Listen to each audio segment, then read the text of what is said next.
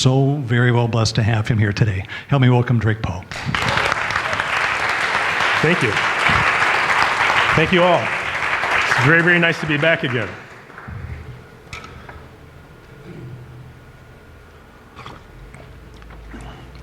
So I want to title this conversation, Into the Mystic. Into the Mystic.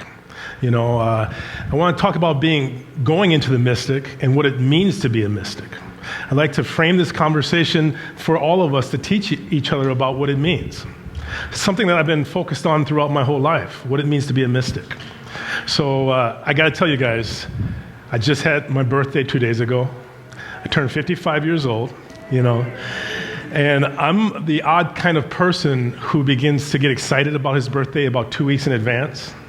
And I begin to tell everybody, hey, my birthday's coming. My birthday's in another week. 4 more days until my birthday, right?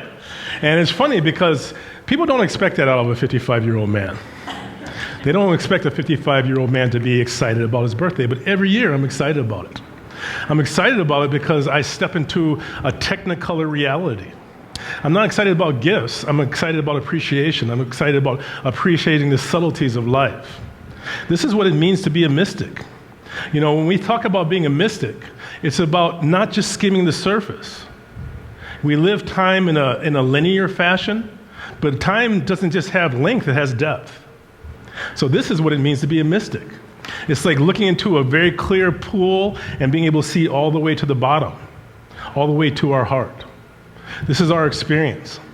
So the day of my birthday, I got up and I took a shower, and I got out and I looked in the mirror and I was like, ooh. I could tell my 18-year-old self wouldn't have been happy, right? So I teach yoga as well, and one of the things I often do was I'll often compare my body to the statue of David, right? And that's exactly what happens every time. Every time I compare my body to the perfection of David, someone laughs. But I'm not joking, I really believe it, right? I really, really, truly believe it because I know that our beauty shines from inside out. I know that there's a resonance about stepping into the mystic, about realizing the mystery that we live. So the mystic is not just about the mystery, it's realizing that we are the mystery. Yeah? You know? A mystic is about stepping out of being afraid of the unknown. It's about recognizing that as we grow older, every era of our life is the best era of our life. A lot of times people look back wistfully in their youth. First of all, we're all young, right? I'm into the agelessness. But a lot of people look back and they think that their youth was the golden age. They forgot about how miserable they were at the time, right? How neurotic we all were at the time. So as we go older, we have the opportunity to become luminescent. I think the most beautiful people in the world are elderly people who are steeped in wisdom. So as we step into the wisdom, we step into the mystic. The mystic is not about defining things. We are not definable, right? You know how it is when someone is so focused on critiquing and judging, and that's all they want to talk to you about? They're not trying to convince you, they're working to convince themselves, right? So the mystic is able to allow things to be as they are. Bob Marley said there's a natural mystic flowing through the air. If you listen carefully now, you will hear. It's in every moment of our life, you know? We end as we live, and we live as we end. If we're in contact with the mystic right now, we will be in contact with it at the end of our life. And there's nothing more at the precipice of the mystic as passing out of this world. You know, when we are comfortable with the mystery, we're comfortable with what faith really means. We have people now in the world living lives, what I would call fear, masquerading as faith. Fear masquerading as faith. A person who's really in faith is quite calm. They allow themselves to be surprised. They're like water. They flow into every situation and fit it perfectly. So we want to recognize that this is the way that we need to be going. Being a mystic is not like a choice, it's a discovery. You uncover your own mystic relationship. You know, when someone who is really in tune with the mystic, and I say in tune because it's about having a sense of the music of the spheres, right? You know, the Sufis talk about that. The Rastas also talk about it. The positive vibration. When we listen carefully, we connect with the positive vibration. A mystic is not a genius. A mystic allows genius to flow through them. This is the process that we all have. This is the greatest time of our collective lives. This period right now. More people are waking up now than any time in the whole history of the world. Right? We don't talk about gravity and feel bad because we deal with gravity. The reason that we are as strong as we are is because we deal with gravity. Mysticism is expanding through the whole world because we really need it. We need people who can see things and see below the surface. We need people who can recognize elements that blame is not actually an accurate thing. Focusing on causelessness and faultlessness. This is our experience. So I'd like to maybe take a moment to explore the mystic, right? So it's really important for us to have very specific elements that we can work on that bring us more in tune. Mysticism is about recognizing that subtlety is more powerful than intensity. Subtlety is more powerful than intensity. The loudest, most braggadocious person doesn't necessarily have the most to say. I know that sounds really radical in our world today because it seems like loud, braggadocious people are sort of the center of everything right now. But it's not the case. People who are quiet make a huge difference. When a mystic is in our presence, they may say something brilliant, and they may not say anything at all, and yet we are changed by it. So I want to do a quick practice. I want to do the practice of taking 2 minutes to really pay attention, to really, really notice subtlety. Just be here in this space, this incredibly lovely space, and notice subtle details. You can do it with your eyes open or closed. This is called the 2 minutes of silence. It's like bringing a bright light into the room and having it illuminate everything. So if we can, just for 2 minutes, let's truly be present, noticing every detail. You can do it with your eyes open or closed.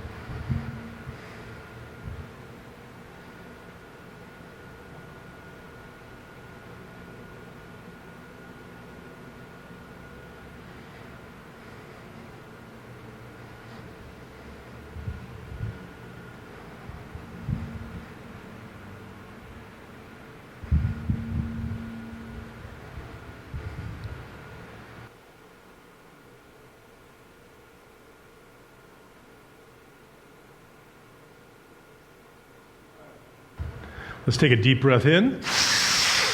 Big sigh. Beautiful job. So the most important time in doing a practice is in the moment right after the practice. So I'm asking you to notice that. Notice that subtle change. It's not much. It's like tearing a page out of a phone book, 1 page at a time. You guys remember phone books, right? Yeah. I did a class recently where I brought up a Rolodex, and nobody knew what it was. It really helped me to see where I'm at, right? On my birthday, I was looking back, and I was looking at a picture of myself holding my daughter. My daughter's 11 years old. And I was gazing at her, and my hair was brown, and I had no bags underneath my eyes. You know, it seems like just a moment ago. This is the process of the mystic. We know that time is not what we perceive it to be. You know? Every year now, winter comes quicker for me. Do you guys have that as well? So I want to ask you what you noticed during the 2 minutes. I would like to ask at least 3 or 4 people what you noticed during the 2 minutes.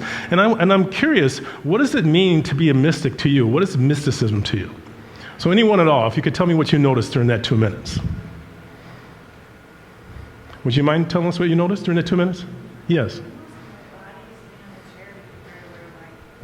I became very aware of my physical body, feeling the surface of the chair and the back of the chair. Before that, I wasn't noticing that. Those kinds of things. Yeah. This is another element that and what does it mean to you? What does it mean to be a mystic? Well, it's being grounded and being in my body, because I tend to spend a lot of time out there. Okay. Yes, thank you. Thank you very much. So we want to understand, and did you enjoy that process? Yeah. We want to understand that the closer we get to mysticism, the more we enjoy ourselves. We enjoy are one and the same thing, right? Joy is not separate from us. So when we're involved with the mystic, we're involved with joy. We notice elements that we didn't even notice a second before. Thank you very much. Did you have your hand up? Yes. I've been coming to Harriet for a long time, but it dawned on me the doorways coming into the sanctuary just caught my attention this time. Coming from the outside, walking up the steps to the beautiful, big doors to these side doors. And it occurred to me, I think, because I've heard people talk about when they come here, they just feel so calm and peaceful, that I almost feel like this might be kind of an energy vortex, or it has created one. And so when you talk about the mystic, it seems like people walking in energy or carrying energy. That's beautiful. And did you enjoy the 2-minute practice we just did? Yeah. Yeah. So thank you very much. So it's true. Energy vortexes. The more aware we are, the more we come in contact with them. We realize that it's not a location, it's actually a field, an energetic field. And actually, it's an energetic field that we can bring with us. It's an energetic field that we can be in touch with throughout our lives. And it's the key to stepping into it is realizing the need for it. We need it. We need people who are connected to the positive vibration, who can work for change without stepping into hatred. When we are involved with the mystic, it is a whole experience. When you are really in tune, there is no separation. This is one of the reasons why I am so focused in doing the work that I'm doing. Because it's time for us to wake up. And it's time for us to recognize that each one of us is incredibly powerful. Incredibly powerful. But it comes through us, it doesn't come from us. It doesn't come from being afraid. It does not come from being afraid. It does not come from being outraged. I'm not saying that we shouldn't be working for change, but we have to be coming from that right and holistic space. Can we get a couple more people to tell us what they noticed during that 2 minutes? Anyone at all? Yes, please. I noticed the colors and the shapes and the patterns that people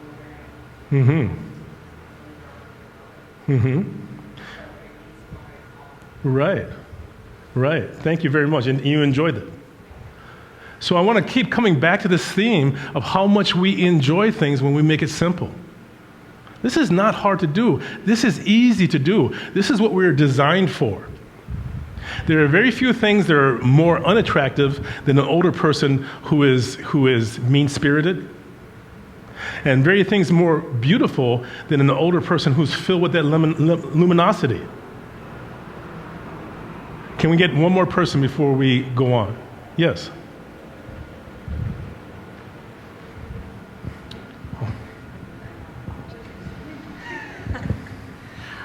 I noticed the shadows of different objects in the room and the light patterns on the wall, either from the windows or from the manufactured lights, and just how everything's a slightly different shade, and there's every variation from dark to light, and it's all in this sanctuary, so it's clearly all sacred. Exactly. So that was my appreciation. Yes. And did you enjoy the process? I did. Yes. Like you said, it's very simple. It's like, oh, it's there. It's the light. Yes. It plays. So first of all, we need to realize that we are all mystics. This is not some sort of rarefied thing that people in the past used to be able to do. This is something for all of us. There is more than meets the eye for every single one of us. Part of the experience of stepping into mysticism is recognizing that there's a direct relationship between you and it. If you sit on a red-hot burner, you don't need a wise person to tell you to get off of it, because you're in direct relationship with it. It's only when we disassociate from the moment that we lose that relationship to the mystic, and we begin to try to force things. We begin to try to force things. So, all this stuff is like looking at an incredibly beautiful jewel with a trillion different facets. If you turn it just a little bit, you see a completely different image. So all these things are really the same subject: mindfulness, being in the mystic, step out of being forceful, find the path of power. These are all the same elements. It's important for us to wake this up. And it's important for us to enjoy it, to love the process. When I talk about my body being as beautiful as the statue of David, I get a kick out of it when people laugh. I get excited about that because I realize that those people don't realize that they are as beautiful as David. I'm not defined by anyone else's opinion of me. We only define ourselves. So when we laugh, we're really laughing at ourselves. Every single one of our lives is that beautiful, is that miraculous. You can't improve on a miracle, right? If something's miraculous, it's pretty much, I don't think there's a miracle plus, right? The Course in Miracles talks about that. There's no specialness. It is all that special. The rocks resonate with an energy when we're present to it. When we listen carefully, we will hear it. It's about having the courage to not gravitate towards your most challenging emotions. We don't exist to serve our emotions exist to serve us. This is the process of the realization of what it means to be a mystic and to bring it into your life. As a mystic, as a card-carrying mystic, right, you get to enjoy your life more. This is not eating like dry crackers. This is about, biting into an orange and feeling the explosion of juice in your mouth and being amazed by it. This is about not being mesmerized by samsara, the hell state. Samsara originally apparently meaning this idea of movement that catches your eye, movement that you can't tear your vision off of. That's what it used to mean. A glamour, to be glamorous, was actually a magical term. It was to have a spell cast on you so that you couldn't stop looking at it. The siren song. This is what we're involved with right now as a people in our society. We are caught by a mesmerism, a glamour. People that we can't tear our eyes off of, even if you don't like them. I saw a comic once who said that his goal was to have half the people laugh and half the people get offended. But we have to recognize that we frame our reality and we can make all the difference in the world. Does anyone else have anything they would like to share with us? This is a creative process. So even if you feel it a little bit, I'm asking you to step up and say something. Is anyone else who has a statement about mysticism? Yes, that was powerful, yes. It's maybe even more of a pondering question because I this morning read about the situation that happened to those people at Walmart. Yes. And there was a part of me that was enraged, and sometimes I think, and then there was a part of me that was very resigned, and there's part of me that thinks, okay, where is mysticism and where is being too passive?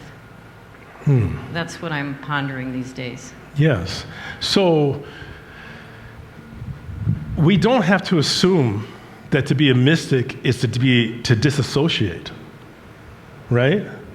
To be a mystic is to be truly present. It's to cast off prior conditioning so you can act more effectively and more efficiently. right? To be a mystic, if there's a fire, it doesn't mean that you just lay in bed. It means that you act. You know, Bruce Lee talked about, the martial artist Bruce Lee said that when he punches, he doesn't punch, punching happens. This is a whole and solid block. It's not us and them. This is all of us together. So truly being in contact with your presence, it's like, for instance, if you are a mystic, you don't wonder about if you're going to stop feeding your child. In fact, you're going to take better care of your children. If you are awake, I love it when I'm driving next to people who are awake. If you're driving and on one side you have a teenager who's looking at the phone, and you look on the other side and there's someone who's like sleeping, that's very disconcerting. So what I'm saying is to come into our true nature, to come into the nature of the mystery. It doesn't mean that we're just going to chill out and just stop worrying about other people. In fact, we're going to find that we have certain powerful guidance that we come in contact with. In fact, it's the exact opposite. Instead of becoming less effective and less active, we become more so. Because what ends up happening to us is all that conflicting conditioning and the fear and the despair that people kind of feel, it begins to immobilize us. It begins to immobilize us. Stress is feeling like you have no space. It's feeling like you're crowded out. Realizing that we are so unbelievably huge, it doesn't mean that we hide from what's going on. In fact, we're very in contact with what's going on. In fact, we are more in contact with what's going on, but we're not trapped in the middle of it. We have the space to move from it. And this is exactly why I'm saying that this is so important for us right now. You can have an awakened individual, a mystic, an awakened man or woman who can say a certain thing, and it helps everyone to calm down and be more at peace. You can have an ego-charged person who is convinced of their own righteousness, and there's nothing more dangerous in this world than a self-righteous individual. All these people who are doing these acts are filled with a sense of self-righteousness. You know? So if you have a self-righteous person who says the exact same thing as an awakened person, instead of creating more peace, they'll create more conflict. It's not what you're saying, it's where you're coming from. You know, if someone gives you a gift and they're trying to manipulate you, I don't care how beautiful the gift is, you're not filled with love for them when you realize it. So thank you very, very much. And this is why this is so unbelievably important right here, right now. We all want to do something about the things that we have seen going on. And that's right now. It's like light. Light is always in the present. And one of the things that is happening for us as a country and even as a whole wide world is we're stepping into that thing we talked about last time I was here, existential fatigue. You know, where you just start feeling worn out by everything that's happening. Oh my God, what else? What else? And it's not really just about the last 2-3 years. It's about things that have happened our whole lives. You know? Having relationship issues. This stuff begins to wear us down. And so what we have to do is step into the mystic. Step into the mystery. I was talking before about nonlinear de-escalation. Nonlinear de-escalation is when you de-escalate someone without them knowing that you're de-escalating them. Nonlinear de-escalations work best when both you and the other person are surprised by what happens. That can only happen when you're in the moment. If you're not in the moment, if you're planning on what you're going to say next, you're not really in the moment. So it's really important for us to step into this and get excited about it. So thank you very much. Does anyone else have anything they want to say or add before we go on? We're going to continue the conversation, but I want to weave in different practices. It's really important for us to come away here today with the commitment of stepping into the mystery, not being mesmerized by what we're afraid of or what we're angry about. And that comes from focused practice on a daily basis. That comes from going into the magic city and doing immersive practice. Practice that's so overwhelming to you that you can't hold on. And when we do that immersive practice, when we come into the moment, when we come into the mystic, we get recharged. We get recharged. Mysticism is saying, hey, it's not a business relationship. Your values are your values. We shouldn't be reactive about it. We shouldn't well, I'm into kindness, but that guy's a jerk, so I'm going to put the kindness thing aside. Right? What was that saying? We don't go low, we go high. Right? So this is what happens to me. When I see these things, I get more inspired. When I see these things, I get more positive. I pay more close attention. When I see these things, I look for people who are not just doing crazy stuff, but people who are connecting and crossing lines of intolerance. There's a book called the Hagakure. It's a medieval guide of the samurai. And I love reading all kinds of stuff. And it makes statements like a samurai will get at least one more thing done after they die. Just one more. That's the commitment that we have as mystics. We have an abiding oath that doesn't shift according to the shifting sands of the people around us. We sit with it, and something shines out of our own heart that's healing. That's healing. So let's do one more practice. I'd like to do a couple more practices, but let's do another practice right now. So you can, if you wouldn't mind, just close your eyes. If you don't want to close your eyes, it's okay. This is just a suggestion. I'm not insisting on you closing your eyes. I suggest, if you are going to have your eyes open, that you just drop your gaze slightly and let your eyes be relaxed. Breathing nice and easily. Just feel it. Be aware of the body. You are not your body. You are not your thoughts. You are not your emotions. And you are not your drama. You are a mystery. Breathing slowly and easily. Just begin to relax the hands. Relax the hands. And as you do, relax your physical hands. Just imagine your hands relaxing at the same time. That relaxation spreading all the way up through the arms and shoulders and neck and jaws.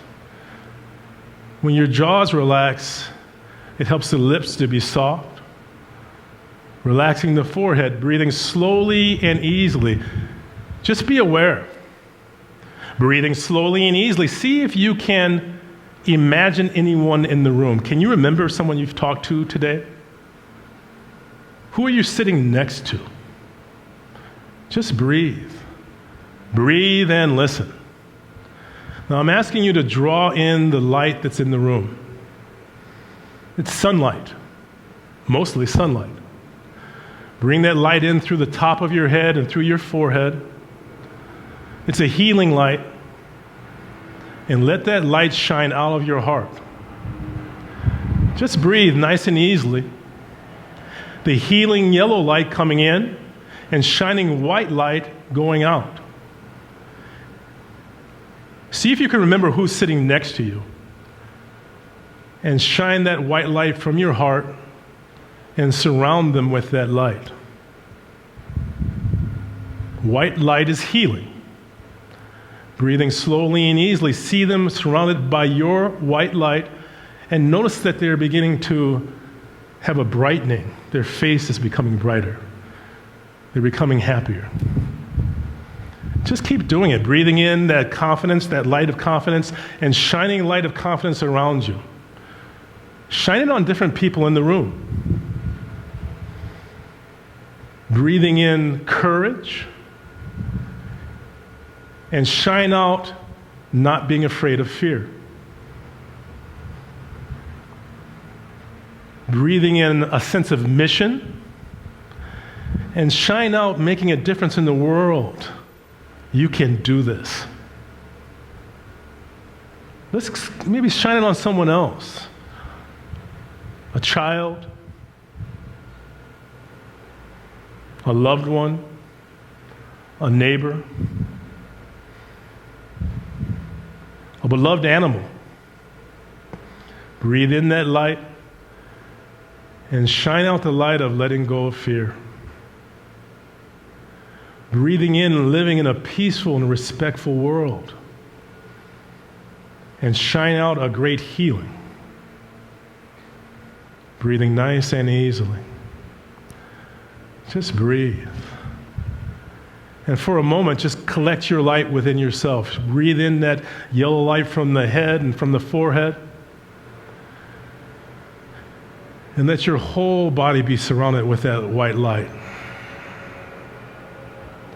Breathing. Breathing. Breathing nice and easily. Let's take a nice, easy breath. Feel the texture of the sigh. Let's do it one more time. Take a nice, easy breath.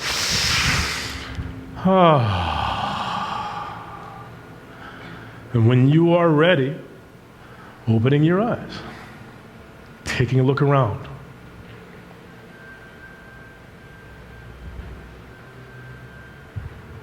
You can make a difference. Be aware as you were shining your light on someone else was shining their light on you.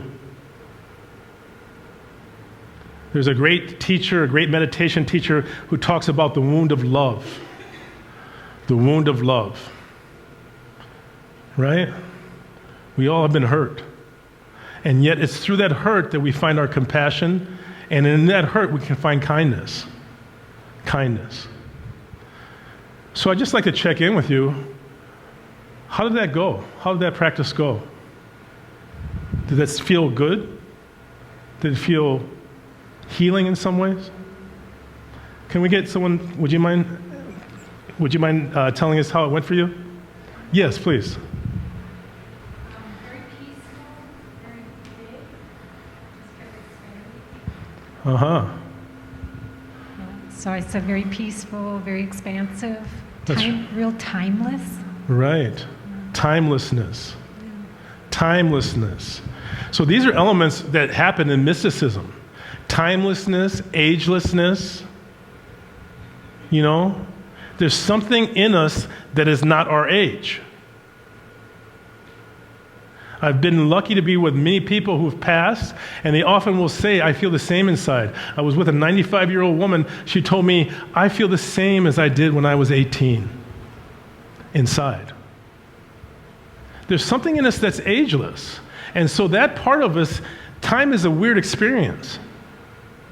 So thank you so much for that. Anyone else, if you could say what your experience was. Now that's a Tonglen variation, by the way. It's a Tibetan practice, but it's a variation of a Tibetan practice. Anyone else who can maybe tell us how that went for them? Yes. Just speak very loud for me, please. Boundless love. Boundless love. So let's talk about some qualities of being in the mystic. Right? I've told this before, and this is a great thing. Again, I mean, you guys are going to hear about my birthday. I got another week left of my birthday. You know? Boundless love. Boundless love. So boundless love is realizing that when you're truly, truly present, you feel an affection for yourself. If you're not feeling a sort of general affection for yourself in your life, that means you're not actually present. So, you know, my thing is as a 55-year-old man, I get to say the same jokes over and over and over again. I'm really excited about that. You know, one of my favorite ones is that I want to be a superhero. I want to be one of the Avengers. You know? And I want to have one of those tight suits. My belly's going to be showing. But it's okay, because I'm a mystic.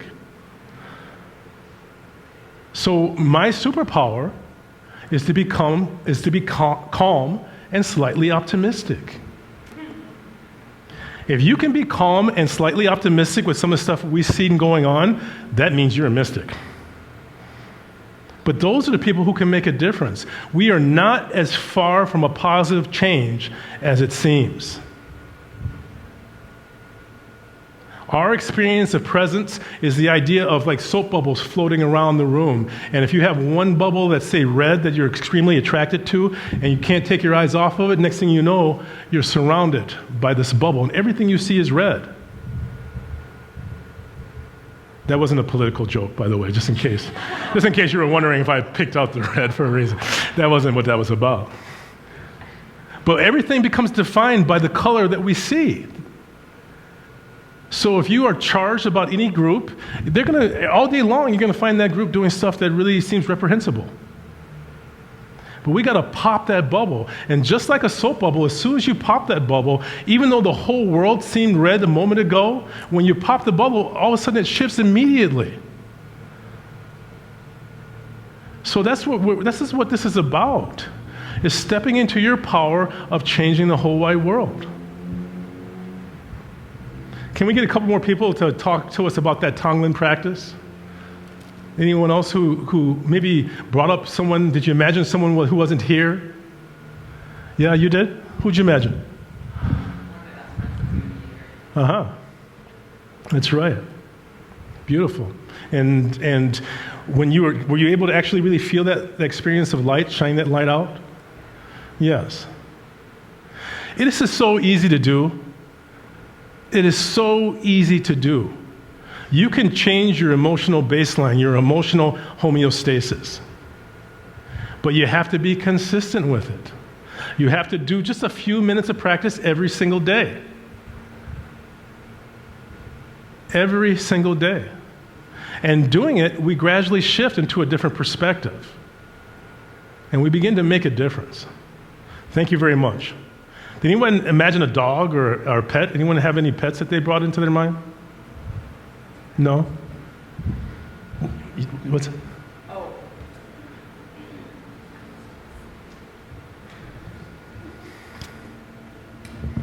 No, we were just remarking that you mentioned animals. This morning in the drumming service, the leader of the service was saying, I see lots of animals and pay attention to what's going on. So this morning I saw animals.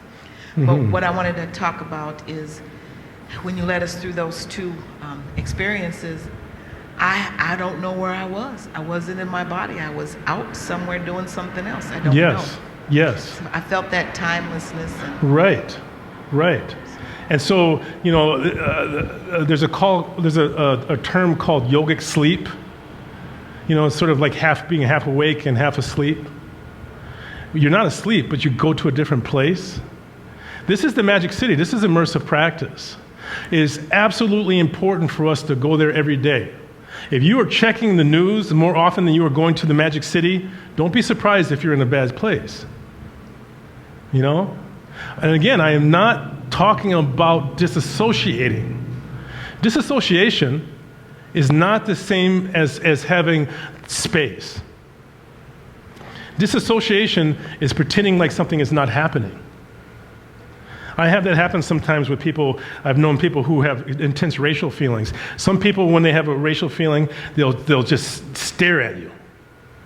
And another person who has the same intensity will see everything but you. You can just see that somehow light bends around you and they don't see you. That's a disassociation. This is the exact opposite. We want to be responsive and active and recognize that there's an urgency to feeling better about your life. There's an urgency towards feeling good. I tell you what, if you're feeling good, you're going to have a more positive effect on the world. It doesn't mean hiding from what's happening. It's about stepping into our size. Okay? So thank you very much. If I get one more person, and I want to take us through a practice of our size.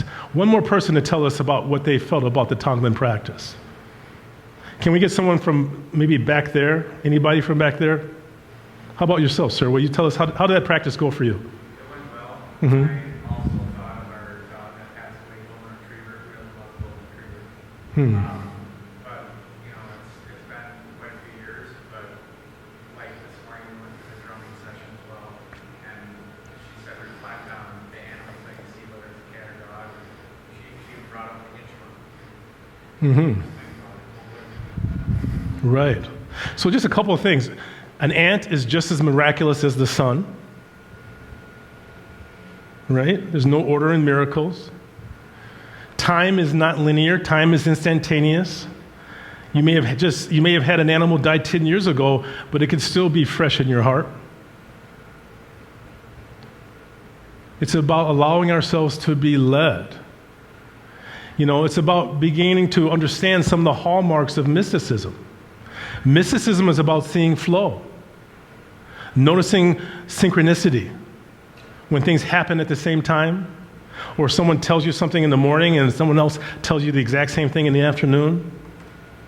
It's about knowing what your totem animals are. Your totem animals, an animal that you've been connected to throughout your life. My totem animals are a butterfly. Butterfly is one of my totem animals. It's a very nonlinear creature. It's not exactly predictable. And the lion. These are my totem animals. It's good to know what your totem animals are and explore them. What are their strengths? Keep them in your heart. That activates mysticism. It activates mysticism when we are aware of these elements. So thank you very much. So I'd like to take us through another practice in which we find our size, because it's really important for you to know how big you are. It's really important for you to know how big you are. This is another visualization. So I'm going to ask you just to sit. You can do it with your eyes either open or closed. And again, be aware of the space that we're in. Breathing nice and easily. And just see if you can imagine looking from the top of the dome down on all of us. What would it be like looking down? You see the top of my head. You see everyone. Just breathe nice and easy. Let your shoulders and jaws relax. And just imagine being outside the building, looking down at the building. Can you see the dome? Can you see this whole area? Let's go higher up. See this whole area. Higher still, seeing South Minneapolis. Higher still, seeing the whole North American continent.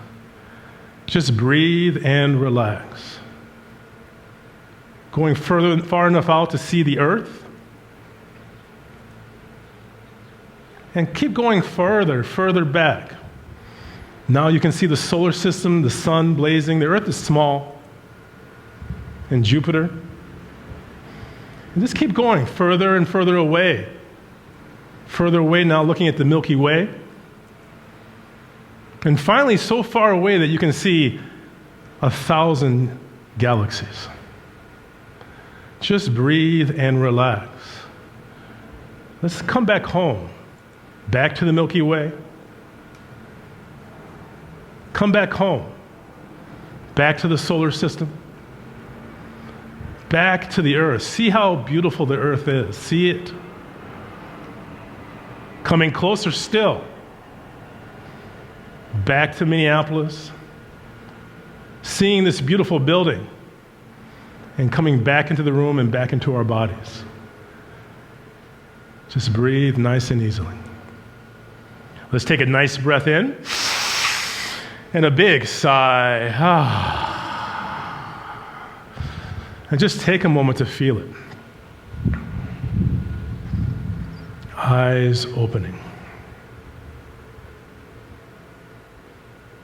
Notice the afterglow.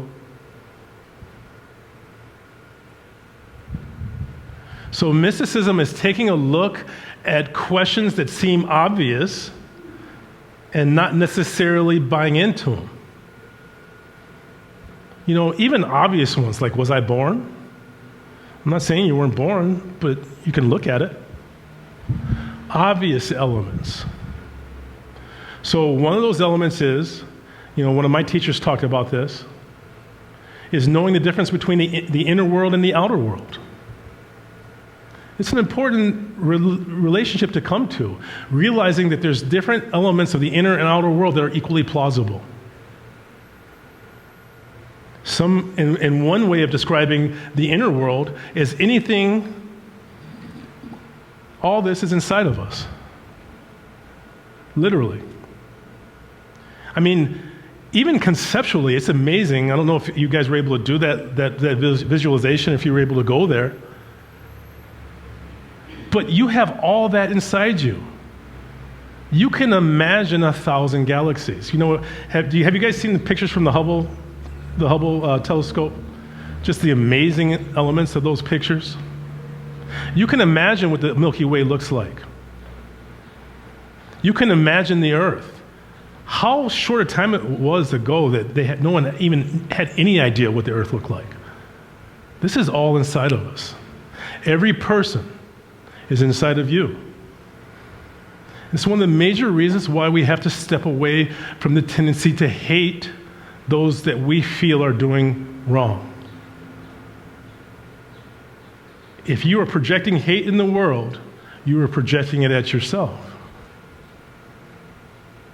So being a mystic is about being a wise fool. You know? It comes from schools like the Sufis. It comes from Taoists. The wise fool. Did anyone enjoy that visualization? Was there anything that felt good about that for you? Were you able to do that? Yeah? Yeah? You were able to do it? How did it feel for you? What were you able to visualize? Well, when you said to come back, Didn't want to come back. I was very peaceful going away and just going to more peace. And the further away I got to see beyond that. I always say what you're describing, I always describe as see beyond that stops you from seeing beyond. Yes. And so the earth represents more of the movement and the chaos that's involved in that having to practice all of that. And then moving away from it, it was like you didn't even have to practice. It was relaxing. Mm-hmm. You can see beyond that. Mm-hmm. And just be able to see it. So the scale, thank you very much. The scale is key. A huge part of what's going on is, and when we see these horrific things happen, like this Walmart incident, okay, it's just so all over in our face. But we have to recognize our true scale. You know, we are as big as the whole universe. The universe is your body. That's what it means to be a mystic, to have the relationship to the universe as your body, to have the relationship of not being separate from the time that you live in. So even though we have major things, big things happening, when we realize how big we are, we realize that we're big enough to handle them. So thanks. Thank you so much. Can I ask you, how did that go for you? Did you do that visualization exercise? Yeah, I did. And I was a lot like her, where I didn't want to come back to that space, because just completely letting go and getting beyond the body. And it was just that's a realm that I enjoy. Mm-hmm. So it was just, but then it almost gave a little renewal. Mm-hmm. You know, coming back from that space back into the physical, you felt fresh and you felt new. So it gave you a new lens. Right, a new lens. A magical lens. You know, like the alchemists who turn lead into gold, as above, so below. But it's not just as above, so below.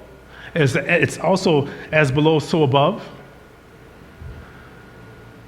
I was noticing that as I was finding the world getting crazier, that my life was also kind of crazy at the same time, right?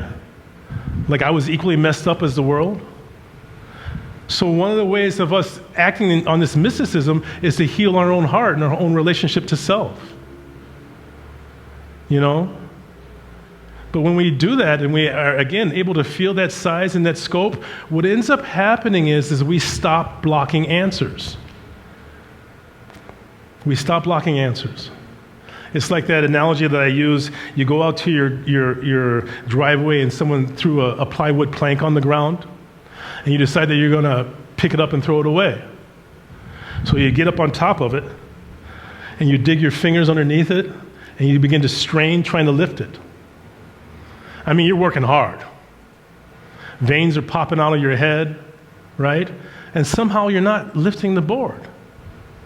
If you're standing in your own way, you're not going to be able to move the situation. To be a mystic is to be a conduit. It's to let things flow through us. And in that flowing through, we find answers. We find solutions.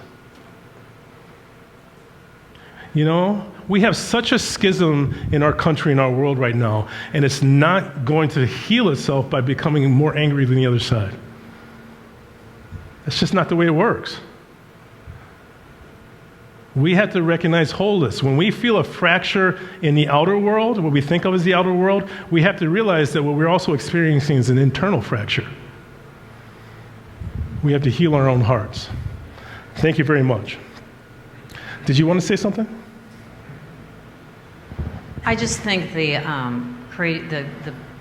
scale and the bigness, one gains perspective pretty quickly, and so it's such a different vantage point. That was my experience, particularly how I was feeling when I walked in today. So that was very helpful. Thank you. Yes, yes.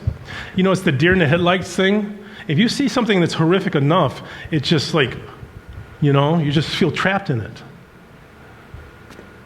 But, you know, if we are able to open our vision and spread our vision wide and notice the periphery, if we're able to breathe and hear the fan, then all of a sudden there's space for answers to come through. We have to heal. You know, we're not going to separate.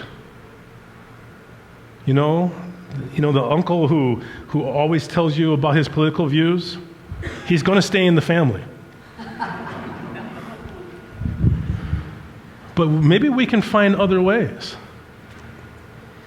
You have to go to where a person is, and that's one of the powers that we have, because we're not defined by our bodies, by our emotions, by our thoughts, and not by our drama, we can find answers that other people can't.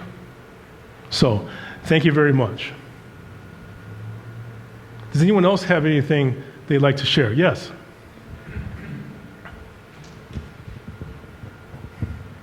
It just makes me wonder if the healing you're talking about isn't sort of a natural byproduct of the expanded awareness.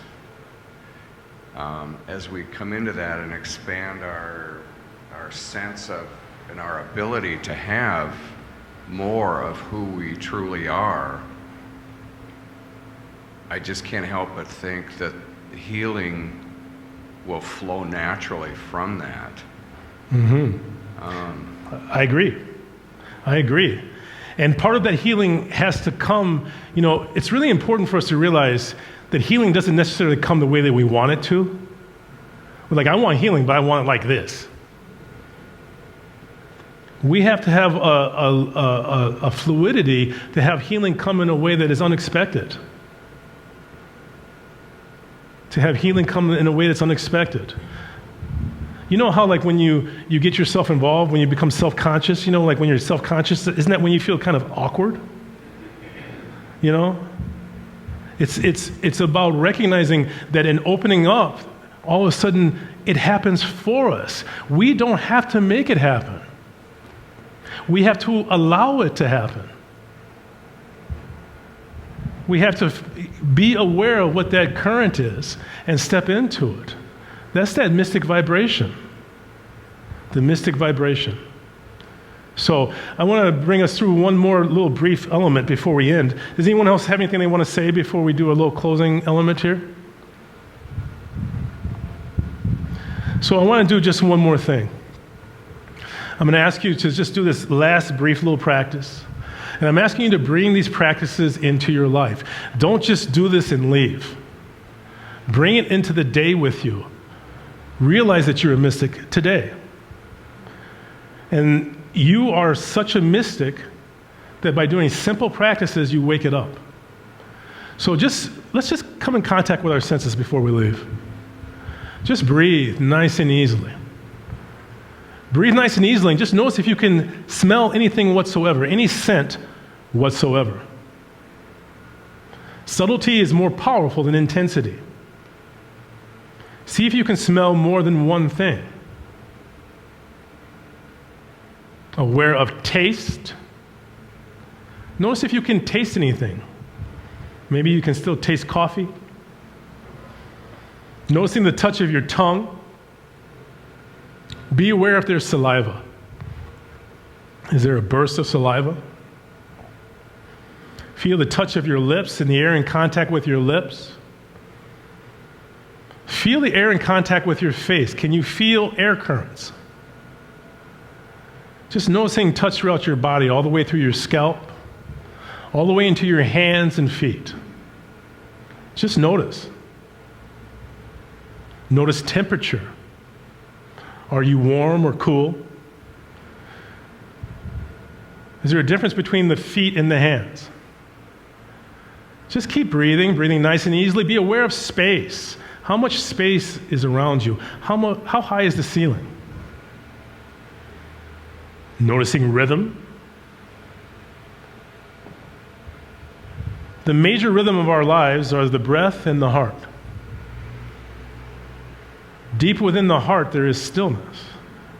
See if you can feel the rhythm of the heart. Noticing sight. Can you see colors?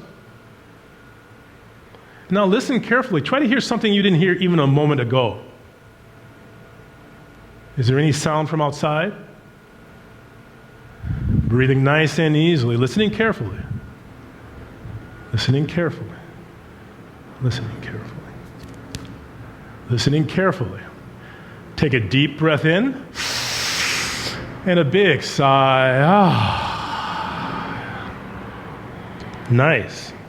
And when you are ready, opening your eyes. So I'd like to leave you with, you are not how you define yourself. There's something deeper in you than your gender, your political affiliation, your sexual orientation. Something deeper than that. And at that level, you are surely a mystic. So I'm asking you to bring that power into your life today. Thank you.